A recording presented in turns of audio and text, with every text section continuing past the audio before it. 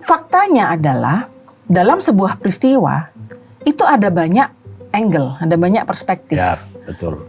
Nah, kebetulan film itu dibuat oleh Mas Dandi. Ya pasti itu perspektifnya Mas Dandi.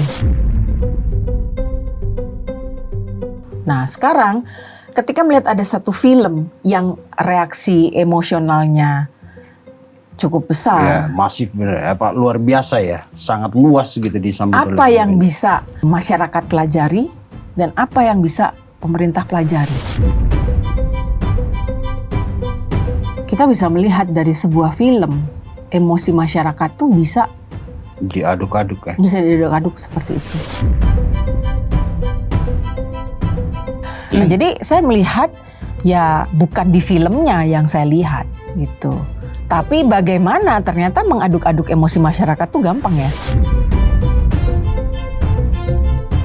Nah, ada nggak yang kepikiran memverifikasi informasi di dalam film yang booming itu? Kan bisa jadi 100% benar, bisa jadi 100% salah.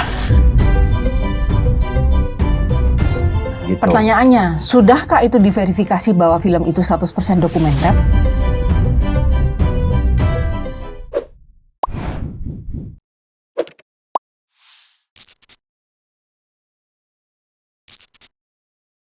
Bu Ayu, ketemu lagi kita. Ya. Sebulan lalu ya di sini ya, Ibu ya? Bulan lalu. Waktu itu kita bahas tentang tutorial menghancurkan negara. Tutorial menghancurkan negara, dan itu ngeri kali temanya waktu itu ya. Dan hari ini sebenarnya kita bahas topik ini udah beberapa kali. Cuman kan seperti Ibu Ayu bilang, jangan melihat sesuatu itu dari satu perspektif aja. Ya kan, mesti ada beberapa perspektif, jadi penonton kita itu mendengarkan pandangan-pandangan yang akhirnya jadi komprehensif tentang sesuatu. Kemarin kita lihat dari sisi politik, terus dari segi hukum juga kita bahas di podcast kita yang di sana. Dan hari ini kita mau melihat sebuah karya dari Mas Dendi Dwi Laksono, film Pesta Babi. Film Pesta Babi dari sudut pandang pola perilaku. Gitu ya Bu ya? Atau dari segi ilmu humaniora, ilmu kemanusiaan. Bagaimana sebuah peristiwa itu ditaruh dalam perspektif kacamata seorang ilmuwan, seorang praktisi ilmu kemanusiaan gitu. Praktisi terutama perilaku. dari analis perilaku. Dalam secara khusus di analis perilaku. Ya. Oke. Ibu udah nonton film itu? Sayangnya kita agak susah juga ya mengakses itu ya. Harus nobar kayaknya Bu. Sebetulnya saya menonton reaksi masyarakat. Ya karena analis dan perilaku. reaksinya karena analis perilaku. Ibu gitu kan ya. nggak terlalu. Saya bukan spesialis film. Film bukan gitu analis film ya.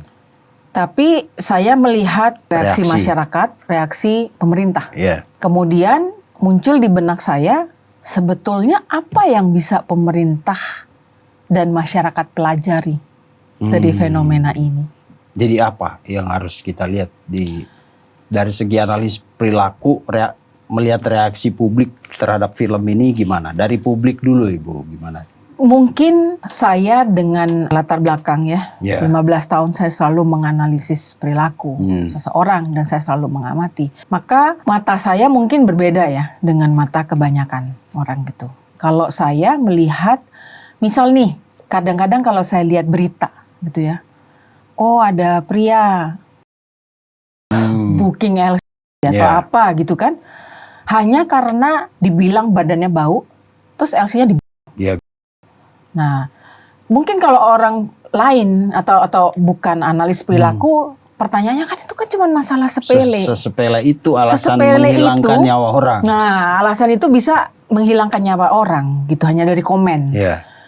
Tapi kalau dari saya melihatnya ada fenomena gunung es ya, fenomena iceberg, gitu. Yang mungkin komentar itu hanya di permukaan, kesannya seolah hanya sekedar komentar. Tapi kan yang tidak kita ketahui, apakah di balik itu ternyata si pelaku menyimpan trauma, mungkin dia puluhan tahun dari SD, SMP, SMA sampai kuliah dibully sebagai orang yang bawa badan. Sehingga komentar seperti itu bisa memicu.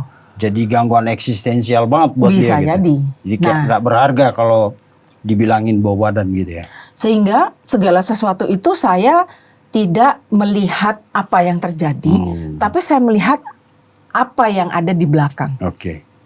Mengapa hanya sebuah film itu bisa menimbulkan reaksi emosional yang sedemikian rupa? Oke.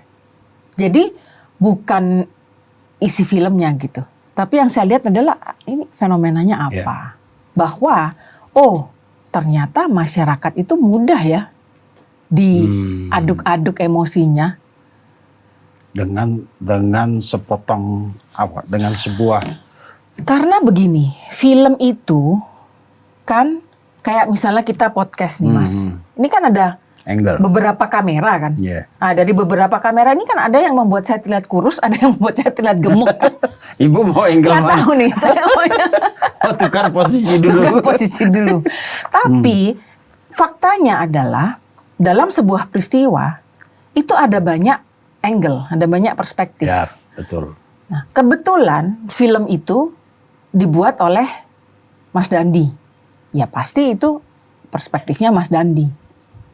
Karena melihat contoh tadi, peristiwa yang sama, seorang yang jual jasa open hanya karena dia komen nih badan kamu bau, tahu-tahu dia mati. Ada yang peristiwanya sama nih, faktual gitu. Tapi kan ada yang melihat bahwa lebay. Gila ya hanya karena komentar itu dibunuh. Tapi ada juga yang melihat, berarti komentar itu sudah membangkitkan trauma terbesar dia, memicu itu.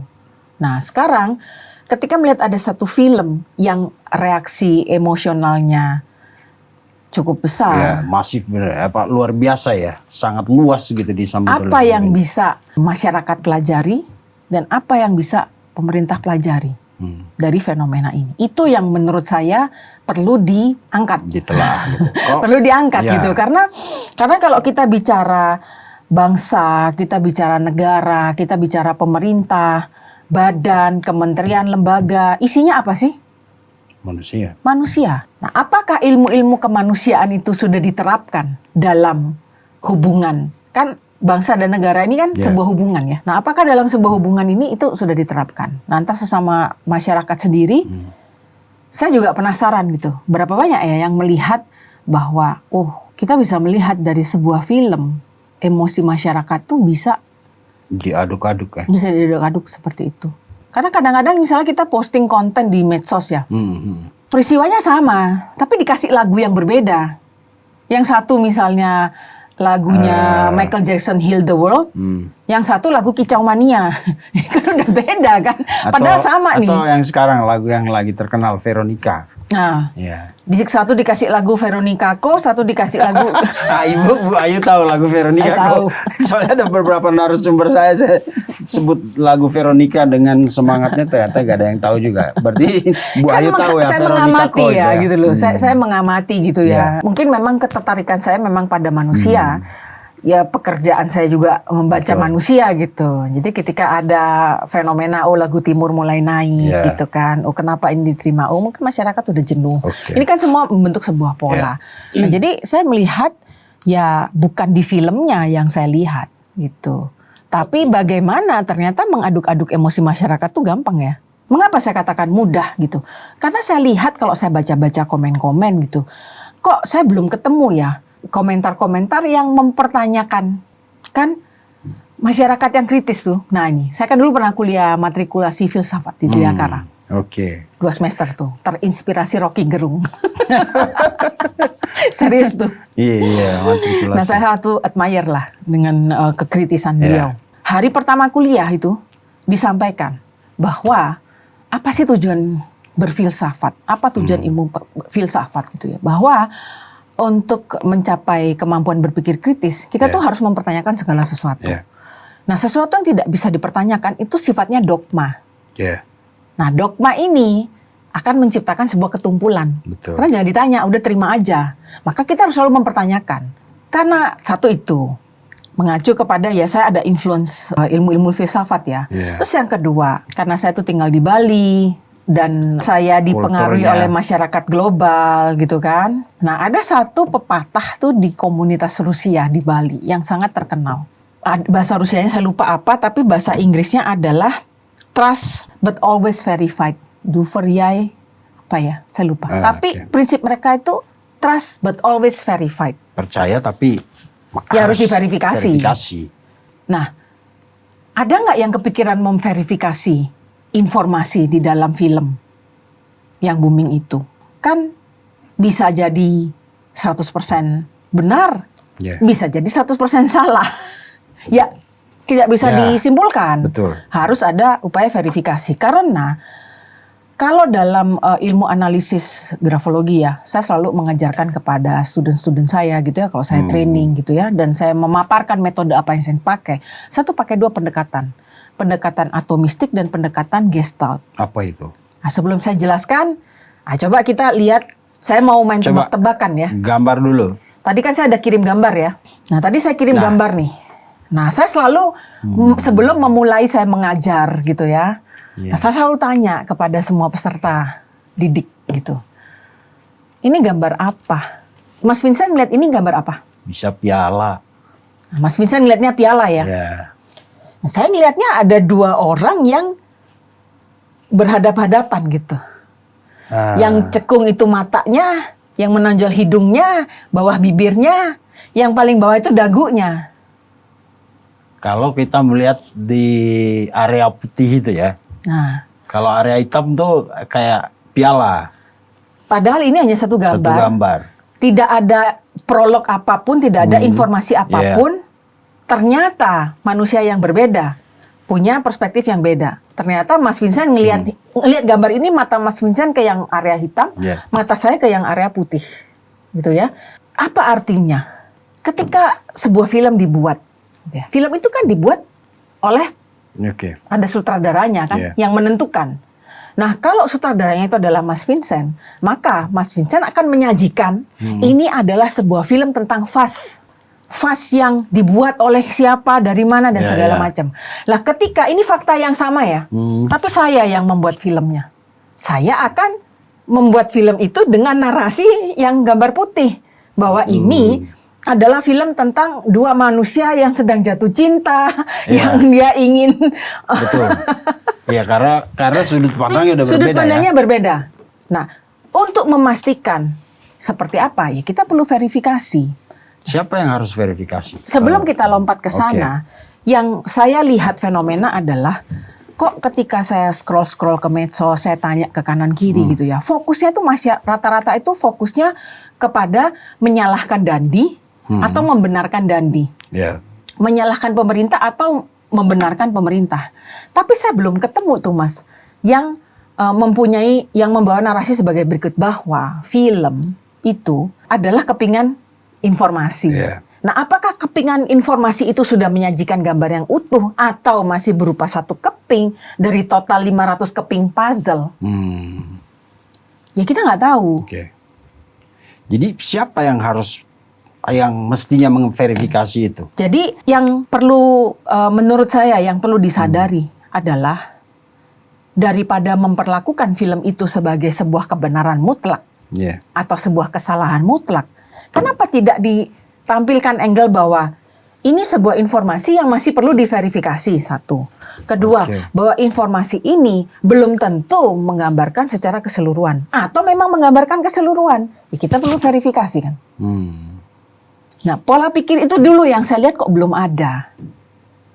Cuman ya, saya kan nggak bisa setiap saat upload ya Mas. Betul. Kadang-kadang di pikiran saya banyak, kadang-kadang ini gitu. Makanya kemarin ada follower yang DM gitu, pinter juga nih. Ibu kenapa nggak bikin buku? Saya bilang, saya kewalahan. Saya bantu Bu, saya begini-gini. Wah, pinter juga dia ya, tapi ya bener juga gitu. Cuman hal ini nggak tahu. Kalau Mas kan sebagai praktisi media ya. Kalau menurut pengamatan Mas Vincent, sudah ada belum yang mengangkat angle ini? Belum. Makanya bagus juga ini. Jadi memang kadang-kadang kita fokus pada objek gitu, tidak melihat sesuatu di belakang objek. Jadi kalau di istilah filsafat tuh kita terlalu terpaku pada fenomena, padahal di belakang fenomena itu ada numenon. Numenon itu yang inti dari sesuatu yang tersembunyi yang jarang dilihat orang. yang kalau kita hanya di permukaan itu kita akan nggak akan ketemu. Curiga kakak kelas nih jangan-jangan. Saya baca-baca doang sih.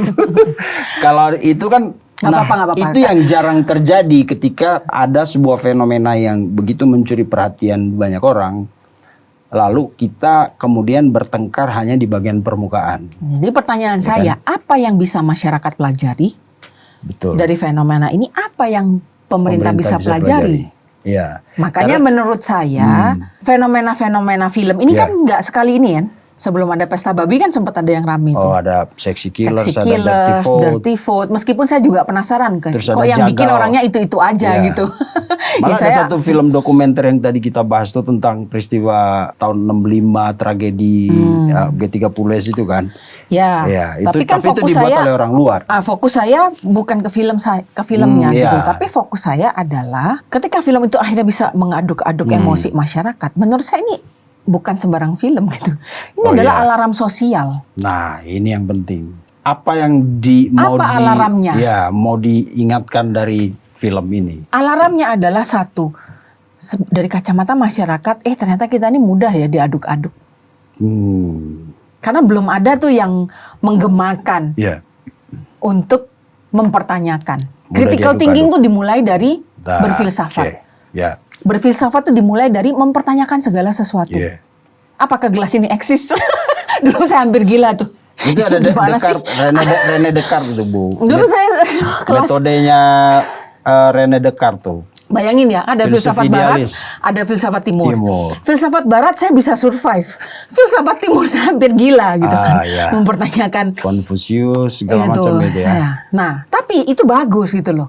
Nah, budaya mempertanyakan ini kan sudah hilang. Adanya apa? Budaya reaktif. Makanya saya katakan ini adalah sebuah alarm. Oke. Alarm sosial sedemikian reaktifnya. Dan kalau saya sebagai analis perilaku selalu mengamati, apakah tidak ada analis perilaku negara luar yang kerjaannya juga mengamati dan memberikan feedback? Masyarakat Indonesia tuh begini.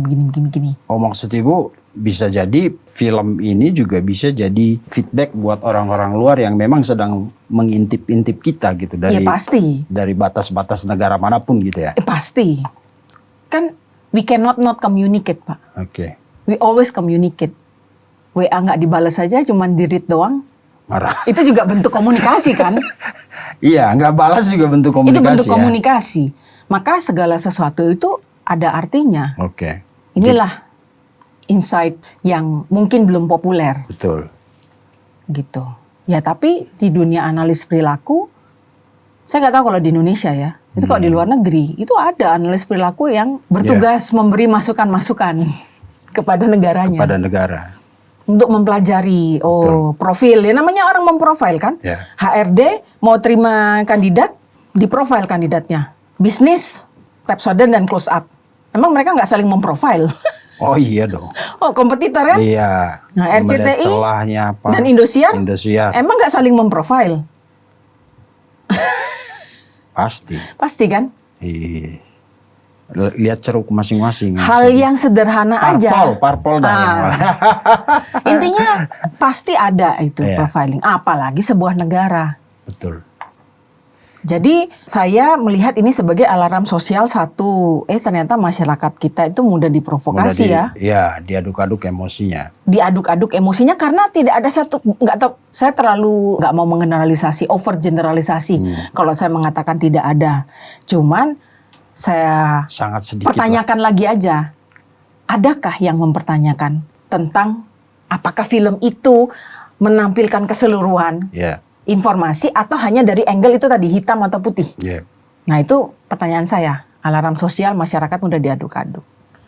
Yang Nah, kedua apa tuh? alarm sosial juga bagi pemerintah bahwa mengapa masyarakat bereaksi segitunya itu? Kenapa hanya karena si L Iya. yang terima cuman komentar badanmu bau, terus kamu gitu sama orang yang order gitu.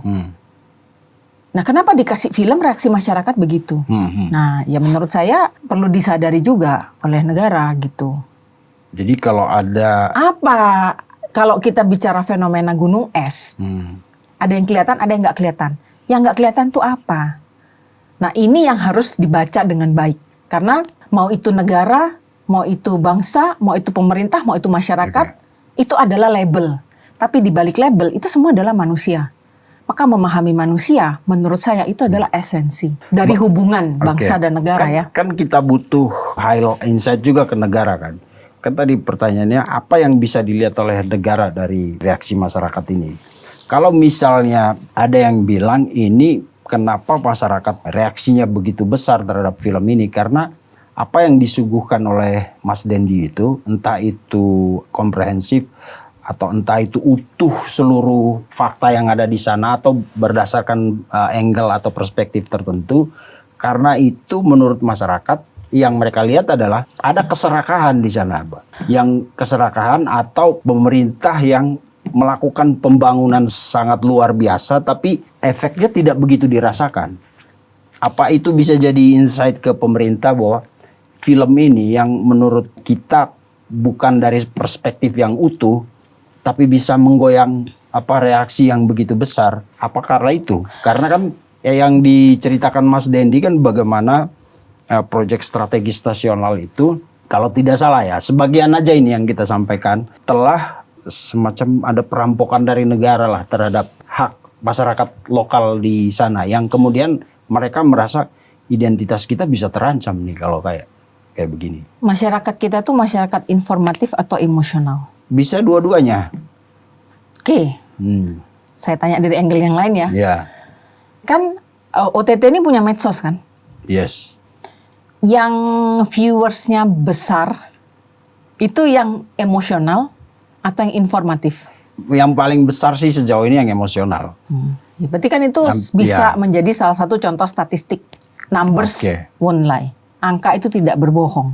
Mengapa algoritma itu kalau misalnya konten-konten yang penuh dengan kemarahan, caci maki, tinggi engagementnya? Ya karena itu menggerakkan emosi. Meskipun belum tentu benar. Nah, mengapa film ini viral? Ya karena dia emosional. Apakah itu informatif 100% atau tidak? Ya harus diverifikasi kan. Jadi saya nggak bisa mengomentari di situ. Karena jadi, saya melihat dari kacamata perspektif perilaku. Ya kan? Nah, jadi yang saya lihat ya film itu viral karena emosional. Lagunya, judulnya. Apalagi Indonesia itu mayoritas kan negara muslim. Betul. Segala sesuatu yang berkaitan dengan babi. Contoh nih tahun lalu ada jurnalis yang katanya merasa diteror. Katanya beritanya adalah diteror, dikirimin kepala babi. Kantor beritanya. Ya sebut aja lah Tempo lah. Tapi jurnalis itu adalah pemakan babi. Kami ini di Bali, kami ini makan babi. Jadi kami itu kalau ada babi happy. Itu rezeki. Setiap kita ada mau syukuran, kita pesta babi. Tapi itu kan minoritas di Indonesia. Jadi kalau masyarakat Bali melihat pesta babi, sesuatu yang positif. Woi, siapa habis dapat rezeki nih? Pesta babi dia dapat rezeki. Tapi kalau dilihat oleh masyarakat Jawa yang mayoritas muslim, kan beda dengan yang dilihat oleh masyarakat Bali. Cuplikan yang disajikan tuh, babi diangkat. Bagi masyarakat Bali nih, sama tetangga-tetangga saya nih, happy kita. Syukuran. Keluarga saya di NTT. Gak happy juga kan, bikin sei kan. Tapi kan di Jawa lain, gak gitu. Nah, apakah target film ini untuk masyarakat Bali atau penontonnya masyarakat Jawa? Beda. Jadi yang saya lihat ya film ini viral karena berhasil memainkan sisi emosional. Nah, ini adalah sinyal gitu loh, alarm bahwa masyarakat ternyata masyarakat itu gampang dimainkan. Iya, secara emosional bisa diaduk-aduk gitu ya. Iya, dan dari pemerintah juga apa yang bisa dipelajari dari sini? Oh, ternyata apa di bawah gunung es di balik respon masyarakat? Itu yang menurut saya perlu dilihat gitu. Jadi saya nggak mau kesedot masuk ke dalam filmnya. Karena film itu saya tidak tahu apakah itu hanya satu keping puzzle atau satu dari 500 keping puzzle sehingga kita mendapat informasi yang utuh. Tapi maksudnya film itu kan film dokumenter. Kita tahu kalau film dokumenter itu kan tampilan real kan, Pak. Saya itu punya prinsip hidup yang mungkin terpengaruh orang Rusia itu tadi. Trust but verify. Iya, maksudnya terlepas itu rangkaian puzzle yang utuh, tapi yang ditampilkan itu emang faktual, fakta gitu. Kalau kita bicara tentang dokumenter kan, karena itu bukan film fiksi. Gitu. Pertanyaannya, sudahkah itu diverifikasi bahwa film itu 100% dokumenter? Nah, itu yang jadi pertanyaan balik kita juga kan. Siapa yang harus memverifikasi? Ya berarti kan belum diverifikasi belum, kan? Sejauh ini belum. Kalau pertanyaannya adalah juga, siapa yang harus melakukan? Berarti kan belum ada, itu belum dilakukan. Belum. Sejauh ini sih belum. Jadi saya ini ya mungkin karena mengalami berbagai banyak hal ya, pengalaman hidup gitu. Makanya tadi kan kalau misalnya sesuatu tuh nggak bisa langsung dipercaya gitu, harus dipertanyakan. Betul, misalnya bagaimana pemerintah menyikapi ini harusnya ya memverifikasi. Bukan kan ada isu yang mengatakan bahwa pemerintah terganggu sehingga ada beberapa acara nonton nobar film ini yang kemudian dibubarkan gitu lewat oknum-oknum aparat setempat gitu. Tapi ini kan bukan film biasa ya. Ini adalah alarm sosial bagi semua stakeholder. Nah, berarti bagi masyarakat harusnya sudah mulai melek gitu bahwa kalian tuh mudah diaduk-aduk ternyata emosinya ya. Lihat tadi gambar. Satu hal peristiwa yang sama. Mas Vincent lihat dari mana, saya ngeliat dari mana. Ini Mbak Ayu melihat ini sebagai alarm sosial yang bagaimana sesuatu itu berdampak kepada masyarakat, ya kan? Mengaduk-aduk emosi itu kan, ada sesuatu yang mengaduk-aduk emosi sementara belum tentu informatif. Iya, kalau orang-orang emosional itu tidak selalu informatif. Kalau orang lain kan menerjemahkan alarm sosial itu adalah bagaimana paradoks pembangunan misalnya. Di satu sisi kita kan mau bangun Papua juga. Ya kan, biar sama saudara kita yang ada di sana merasakan apa yang kita rasakan di Jawa misalnya atau di Jakarta gitu. Tapi ternyata kan perspektif kita tentang bagaimana membangun Papua itu berbeda sama kalau yang ditampilkan oleh Mas Dandi kan berbeda apa yang terjadi di lapangan atau apa yang diinginkan oleh orang Papua sendiri kan. Nah itu kalau alarm sosial. Kalau Bu Ayu kan melihat, oh ini masyarakat kita emang gampang diaduk-aduk emosinya ya kan.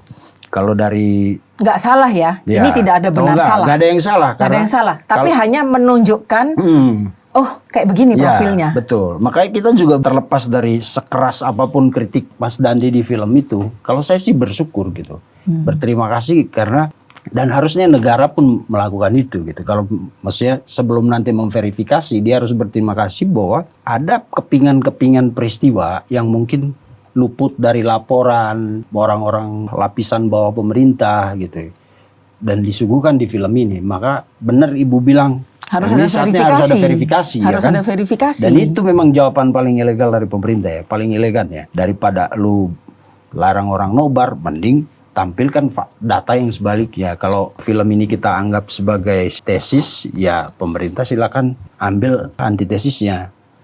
Nanti Bu Ayu yang kasih sintesisnya. Kan? Iya.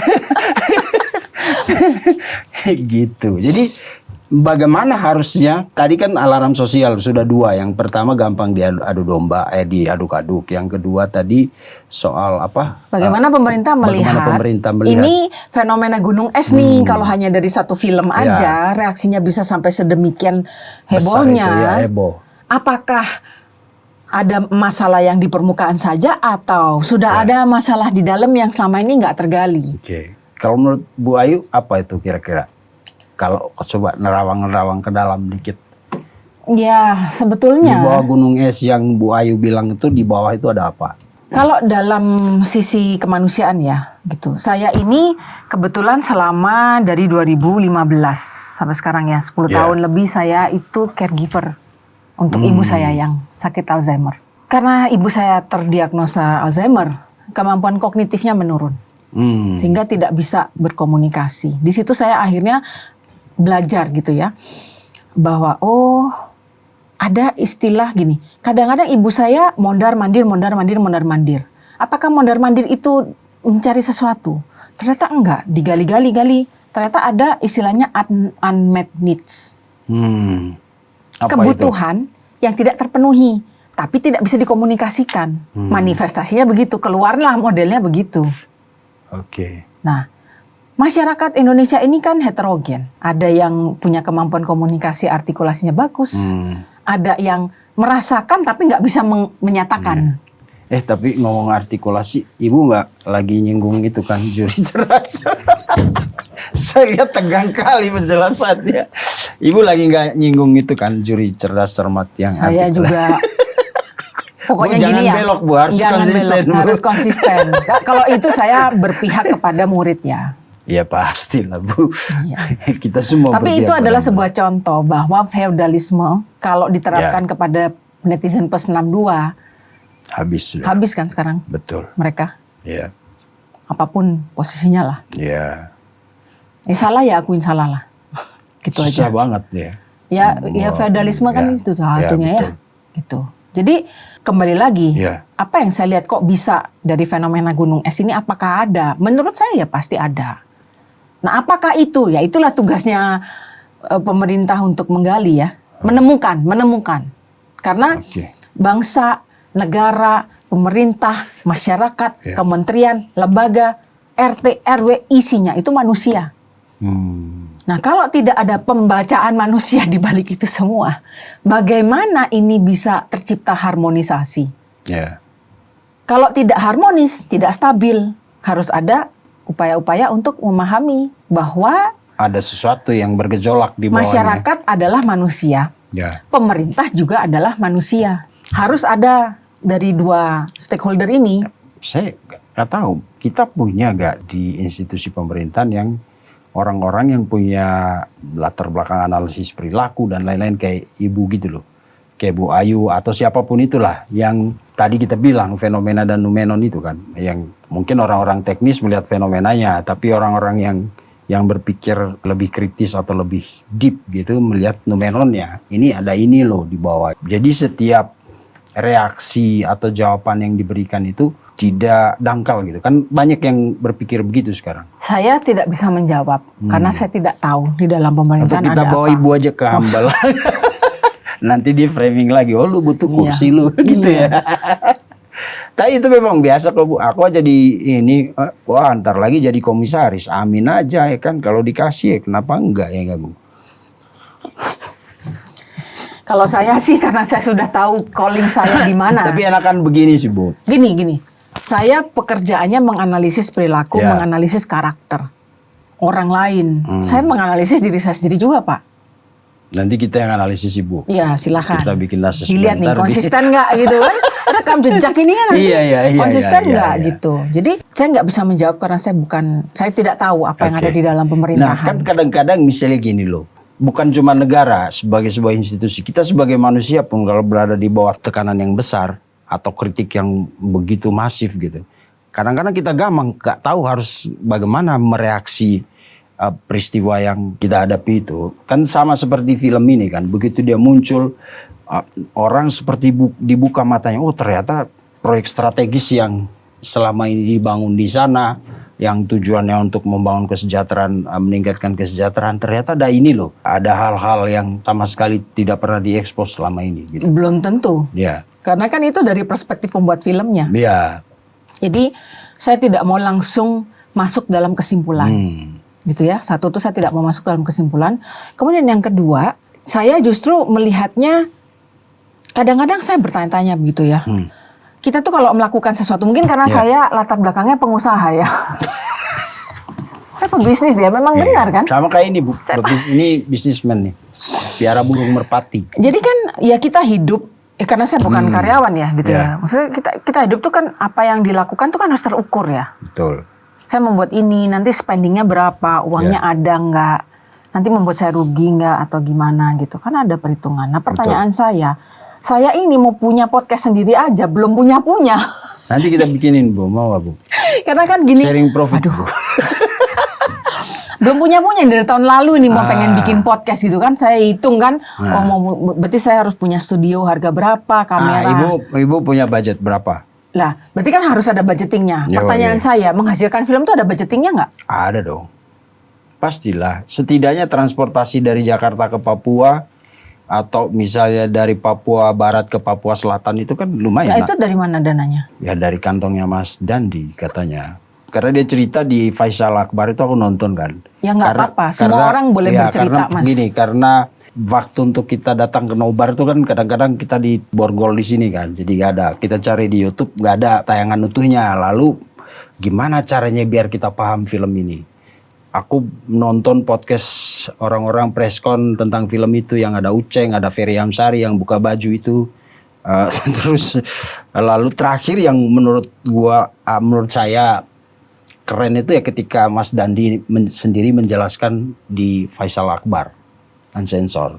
Tapi kan kalau dalam hukum ya dan dunia dia hukum. bilang di situ dirty vote apa Sexy Killers itu. Mereka masih utang 20 juta belum bayar.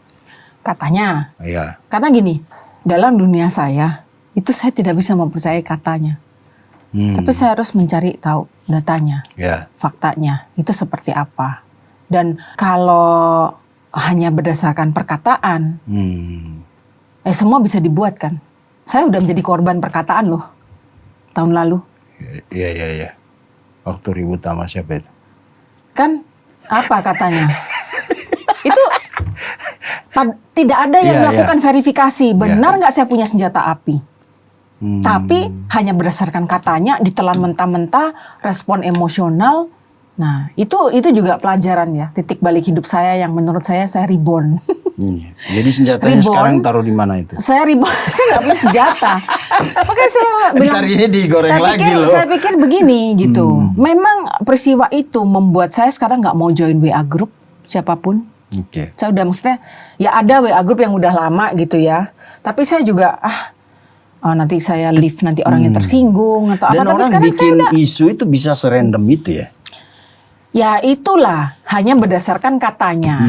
Tapi kalau dia nggak ada verifikasi. Kan bikin film itu dokumenter. Katanya. Yang diceritain sama krunya itu kan mereka keluar masuk hutan Papua Saya ini Selatan sekarang ya, kalau saya bilang ya, September 2025 itu saya terlahir kembali. Terserah lah mau dibilang saya sebagai orang apatis, saya sebagai apa. Ya karena memang dunia sekarang ini ngeri sekali gitu. Sampai saya mau ketemuan sama siapa aja, saya tuh sekarang begitu, pokoknya saya tahu sekarang, politisi itu punya agenda. Jadi saya itu bukan saya memusuhi ya, gitu. Pasti kalau politisi nggak punya agenda. Saya nggak memusuhi, cuman saya memilih berjarak sekarang dengan semua orang. Ya terserah mau dikatakan, ya Mas kan bukan politisi kan? Wah Ibu salah. Saya politisi kelas kakap tuh. Kelasnya doang kakap. Jadi intinya begini, segala sesuatu yang sifatnya katanya, saya sudah mengalami sendiri. Berdasarkan katanya aja, nggak ada verifikasi, saya udah dibunuh. Jadi kemana arah pertanyaan Ibu yang soal emang bikin podcast nggak pakai duit, apalagi film gitu? Maksud Ibu? Nomor satu begini, Mas, ya. Apapun informasi itu kalau sifatnya masih katanya, itu mentah. Itu perlu diverifikasi. Siapapun yang mengatakan itu termasuk saya. Apapun perkataan saya itu juga harus diverifikasi. Kemudian yang kedua, segala sesuatu itu kan butuh uang gitu. Kadang-kadang orang tuh ngomong, kok Ibu nggak ngonten, kenapa nggak upload ini, nggak upload itu? Lah, saya kerja, Dek. Saya harus kerja. Saya bukan orang yang dapat uang dari konten. Jadi saya nggak ngonten. Tapi kalau ada orang yang saya bingung, kok dari pagi sampai malam dia ngonten terus ya? Tadi kan Mas bilang, ya karena dia dapat, karena dia konten kreator. Ibu nyindir saya nih kan, saya dari pagi sampai malam juga. Ya berarti dapat nafkahnya dari situ kan? Berarti nafkah kan itu, nafkah kan, upaya mencari nafkah. Nah kalau orang kerjanya bikin film terus, ya berarti kan itu nafkah kan, itu sebuah pekerjaan kan? Bikin film tapi rugi, tapi bikin lagi. Ya kata siapa? Itu kan rugi kan katanya. Segala sesuatu yang sifatnya katanya kan harus diverifikasi. Jadi arah saya adalah berfilsafatlah semuanya itu. Ya, apa itu? Sebelum mempercayai segala informasi, selalu pertanyakan. Itu pakai teknik apa tuh? Dubium methodicum. Siapa? René Descartes. Saya nggak hafal ya kalau berretorika gitu ya. Dubium methodicum. Jadi meragukan segala sesuatu sampai nanti di ujungnya dia bilang cogito ergo sum. Itu kan dari situ. Itu. Saya kayaknya memang September 2025 tuh titik balik. Orang yang saya percayai ternyata dia yang screenshot WA itu. Oh. Orang yang saya hormati, orang yang saya respect, melihat saya dibantai begitu diam saja.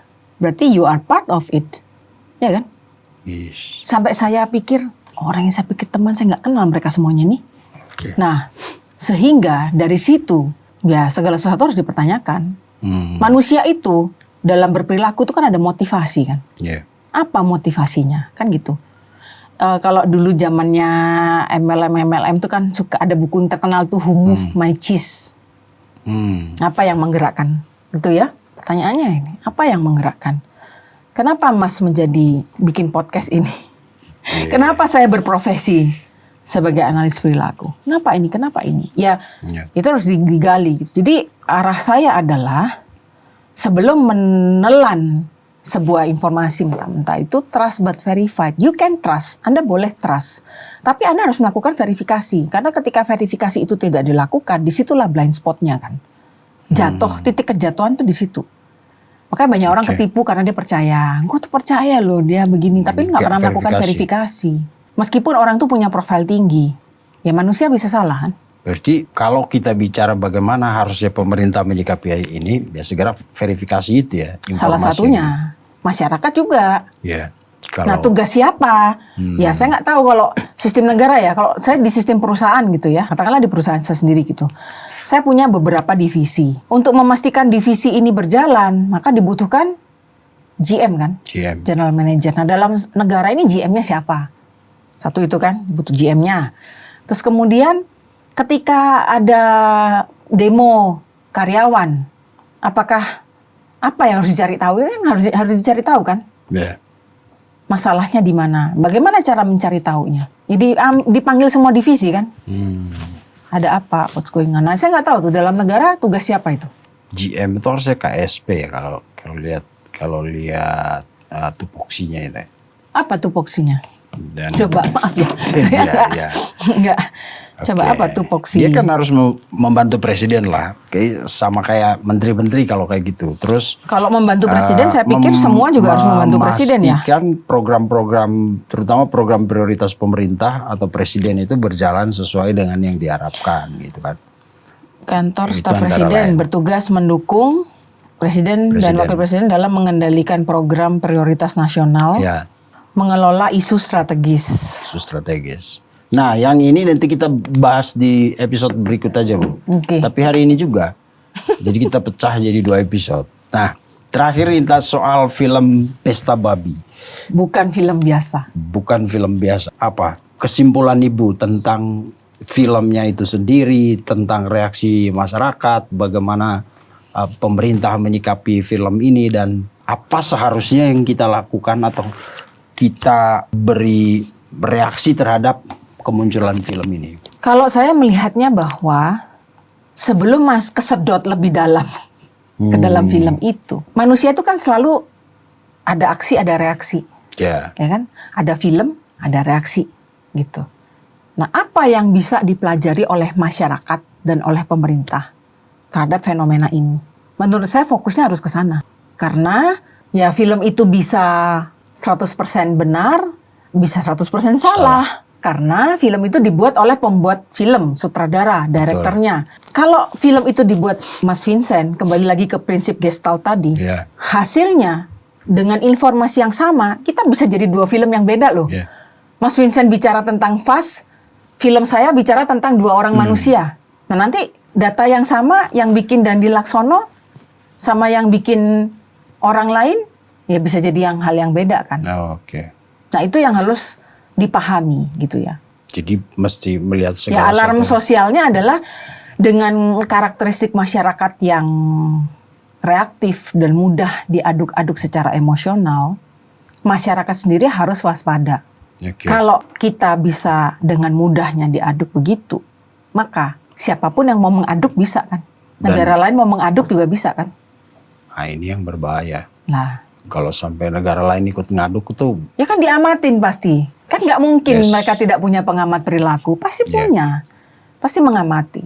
Nah kemudian dari pemerintah juga bisa mempelajari bahwa dengan fenomena seperti ini, mengapa masyarakat itu mudah terbawa.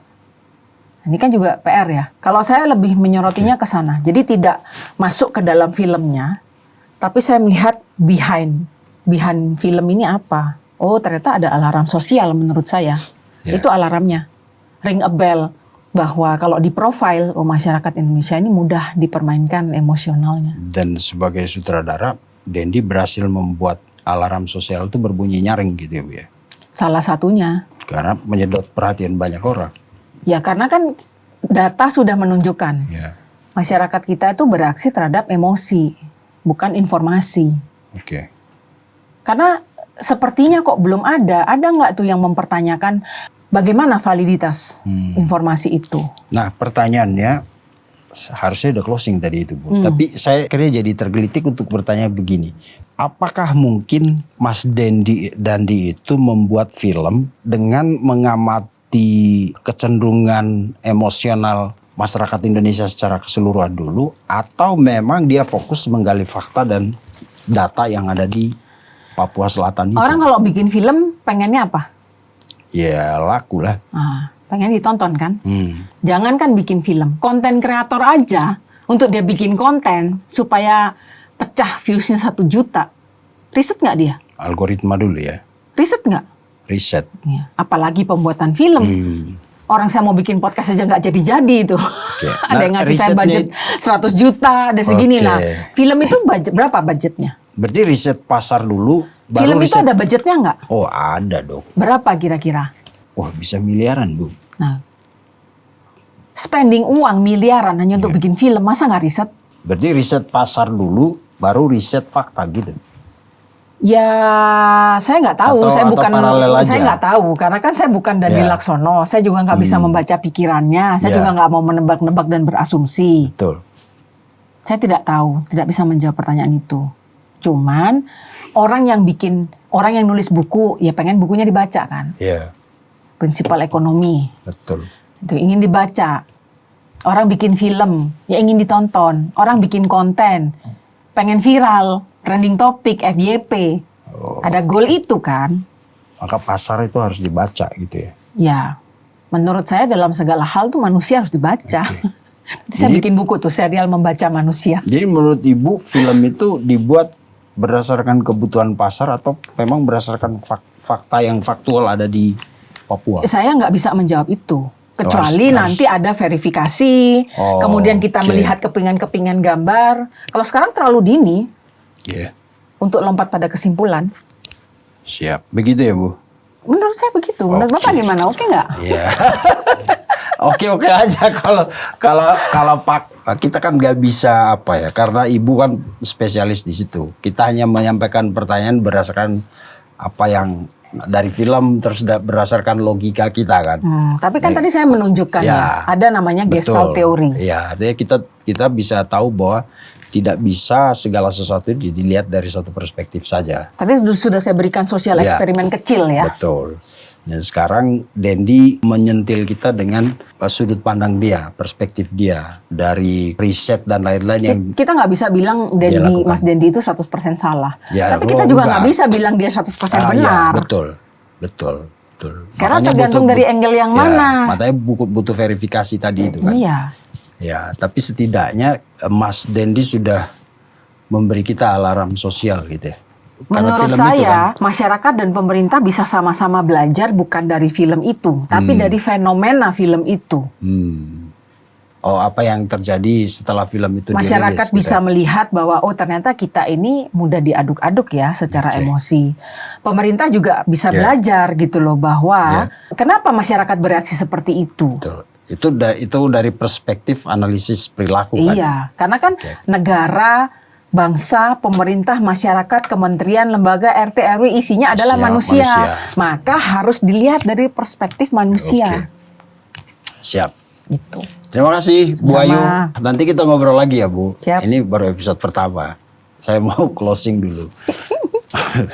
Pemirsa, orang bilang mata kamera itu jarang menipu, ya kan? Walaupun sekarang banyak kemampuan filter dan lain-lain tuh di berbagai kamera, tapi kamera pada hakikatnya adalah mata yang tidak bisa berbohong. Dia selalu faktual tapi belum tentu netral. karena di belakang matanya itu ada tangan seorang operator yang menyorotkan menggerakkan kemana arah dia harus melihat. Tapi kita berterima kasih Mas Dendi dan timnya sudah menghadirkan sesuatu peristiwa, fakta, informasi. Kita tidak tahu itu fakta atau bukan ya. Dan berbagai kejadian yang ada di tempat di mana dia membuat film dokumenter itu. Nah, kita nggak perlu sensi, pemerintah juga nggak perlu sensi. Yang dibutuhkan adalah verifikasi ya. Verifikasi. Oke. Terima kasih. Semoga obrolan kita dengan Bu Ayu, dan saya pikir ini insight yang sangat berbeda dari diskusi-diskusi kita sebelumnya tentang film ini. Tapi semua perspektif harus diterima, tidak boleh dianggap oh ini paling benar ini. Karena Bu Aju sendiri mengatakan jangan melihat sesuatu dari satu sisi saja. Gitu. Jadi harus melihat dari berbagai sisi supaya dapat gambaran yang utuh. Pandangan kita jadi utuh. Gitu ya Bu. Ya. Terima kasih pemirsa. Ikuti obrolan kita di episode selanjutnya masih dengan Bu Gusti Aju Dewi. Terima kasih. Selamat malam. Malam. Pasti kita pengen ekspresi mengedepankan estetika. jelas tadi mendengarkan.